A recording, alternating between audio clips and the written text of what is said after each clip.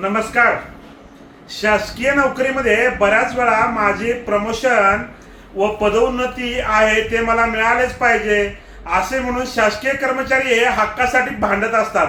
परंतु पदोन्नती मिळवणे म्हणजेच प्रमोशन मिळवणे हा खरंच शासकीय कर्मचाऱ्यांचा हक्क असतो का?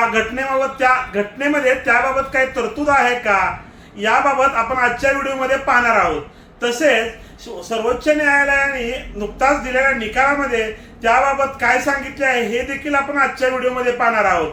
नमस्कार, मी आपला वकील मित्र विशाल गावडे. कोर्ट कचेरी या युट्यूब चॅनलवर आपले स्वागत आहे. पदोन्नती मिळवणे हा घटनेने दिलेला अधिकार नाही असे स्पष्ट मत सर्वोच्च न्यायालयाने नोंदवले.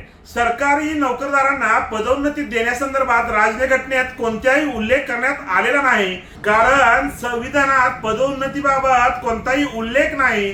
कायदे मंडळ किंवा मंत्रिमंडळ पदोन्नतीच्या जागा भरण्यासाठी निकष आणि त्यासंबंधीच्या प्रक्रिया ठरवू शकतात. नोकरीचे स्वरूप आणि उमेदवाराचे काम याच्यावर पदोन्नतीच्या पदावर रिक्त जागा भरण्यासाठीची नियमावली केली जाऊ शकते.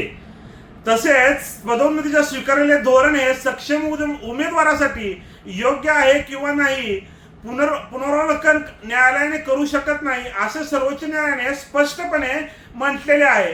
रविकुमार सुखलाल मेहता व इतर विरुद्ध गुजरात हायकोर्ट व इतर रिट पिटिशन नंबर 432/2013 ही सर्वोच्च न्यायालयाने दिलेल्या केसमधील पक्षकारांची नावे आहेत.